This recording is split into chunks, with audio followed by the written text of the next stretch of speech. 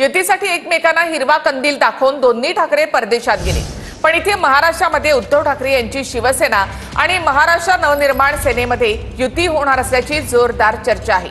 दोन्ही बाजूच्या अनेक कार्यकर्त्यांनी दोन्ही ठाकरेंनी एकत्र यावं यासाठी बॅनरबाजी सुरू केली आहे। राज ठाकरे 29 एप्रिलला महाराष्ट्रामध्ये येतील तर उद्धव ठाकरे 4 मेला राज्यात परतणार आहेत।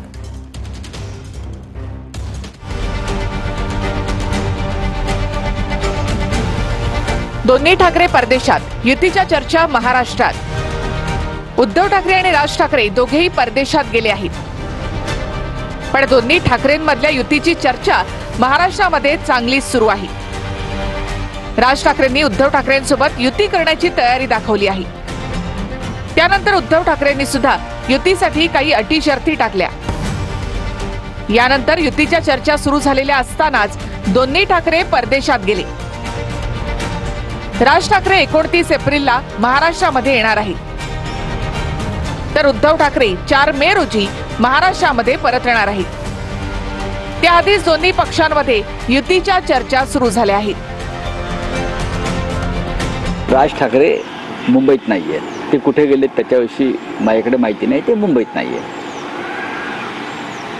आणि नक्कीच त्यांनी एक हात पुढे केलेला आणि त्याला प्रतिसाद माननीय उद्धव ठाकरे यांनी दिला। राजकारणामुळे अशी नाती तुटत नसतात, हे लक्षात घ्या।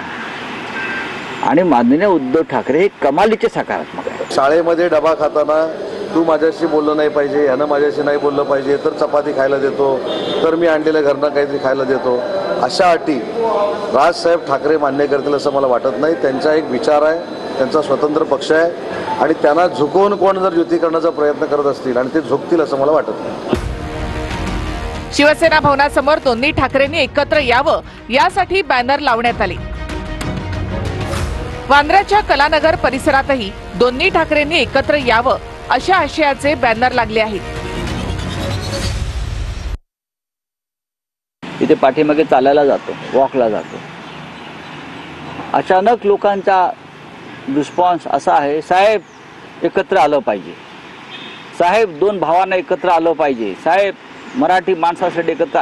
हे मला आता इथून रस्त्यावर जाताना चालताना लोक सांगतात। माननीय उद्धव ठाकरे यांच्या मनामध्ये कोणताही अहंकार नाही आणि कोणती कटुता नाही। जे कोणी कंठशोष करतायत, जे कोणी इथं आम्हाला हे दोन्ही भाऊ एकत्र आले तर आम्हाला काही फरक पडत नाही जे सांगतायत, त्यांची झोप उडालेली आहे, त्यांच्या पोटामध्ये गोळा आलेला आहे। हे 2 नेते महाराष्ट्राचं हित डोळ्यासमोर ठेवून जर एकत्र आले, एका विचाराने एकत्र आले आणि एक कार्यक्रम घेऊन जर पुढे गेले तर आज सांगतो जे म्हणून विरोधक आमचे आहेत ते त्यांना धोबी पछाड हे दोन्ही भाऊ दिल्याशिवाय